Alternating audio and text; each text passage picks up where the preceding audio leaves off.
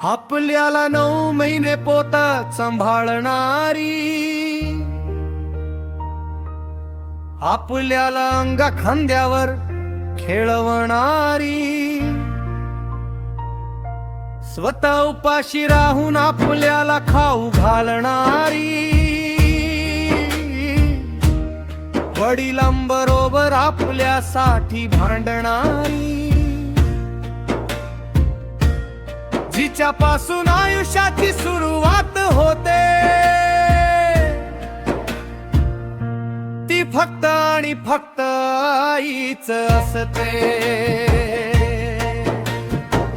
आपल्याला शाळेत घेऊन जाणारी, आपला नियमित अभ्यास घेणारी, सगळी कामे करून आपल्यावर लक्ष ठेवणारी,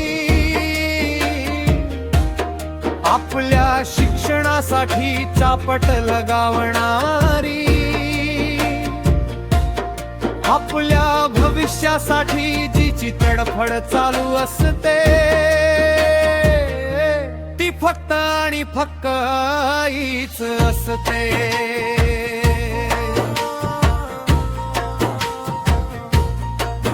कधी दारुड्या नवऱ्याचा मार खाणारी, कधी सासू आणि नंदेचा त्रास सहन करणारी, कधी आपल्यासाठी शेजाऱ्यांशी भांडणारी, तर कधी गुपचूप आपल्याला पैसे देणारी, जी आपल्यासाठी त्रास सहन करते आणि दुनियेशी लढते, ती फक्त आणि फक्त आईच असते. शिक्षकांच्या आधी आपल्याला शिकवणारी, आपल्यावर चांगले संस्कार घडवणारी, आपल्या चुकीसाठी शिक्षा देणारी, आणि आपल्या यशाची कीर्ती गाजवणारी, दगडापासून आपली मूर्ती घडवत असते, ती फक्त आणि फक्त आईच असते.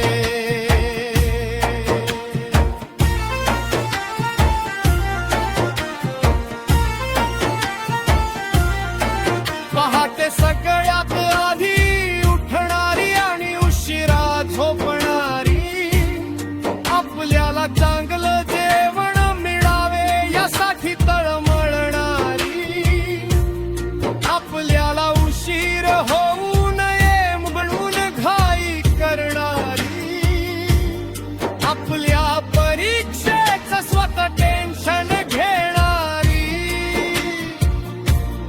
जिचं सुख आणि दुःख आपल्यावरच अवलंबून असते, ती फक्त आणि फक्त आईच असते.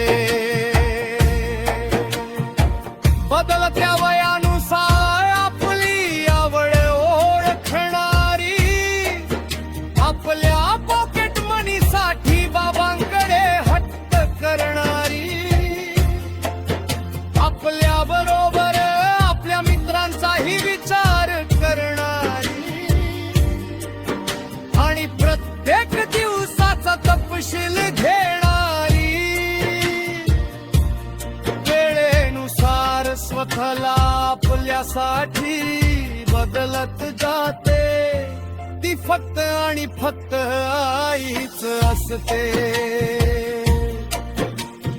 ऑफिसला गेली तरी आपला विचार करणारी,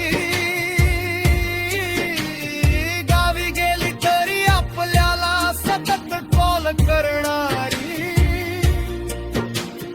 बाजारात गेल्यावर आपल्यासाठी खाऊ आणणारी, स्वतःचे दागिने गहाण ठेवून आपली फी भरणारी, कुठेही गेली तरी मन आपल्यातच गुंतल फक्त आईच असते. आपल्या जॉब साठी सगळीकडे विचारपूस करणारी, आपल्या जॉब साठी देवळांमध्ये नवस करणारी, जॉब भेटला की आनंदाने सर्वांना कॉल करून सांगणारी, आलेला पहिला पगार देवासमोर ठेवणारी, आपल्या यशाने आनंदी होत असते. ती फक्त आणि फक्त आईच असते. आपल्या लग्नासाठी सर्वत्र चौकशी करणारी, आपल्या मनातील जोडीदाराची संकल्पना जाणून घेणारी, पाहण्याच्या दिवशी आपली स्तुती करताना न थांबणारी, आणि आपल्या लग्नात हंबरडा तोरण रडणारी, दोनाचे चार हात होताना धन्य वाटत असते. ती फक्त आणि फक्त आईच असते. आयुष्यात सतत आपला विचार करत असते, सर्व अडचणीवर मात करून आपल्याला घडवलेले असते.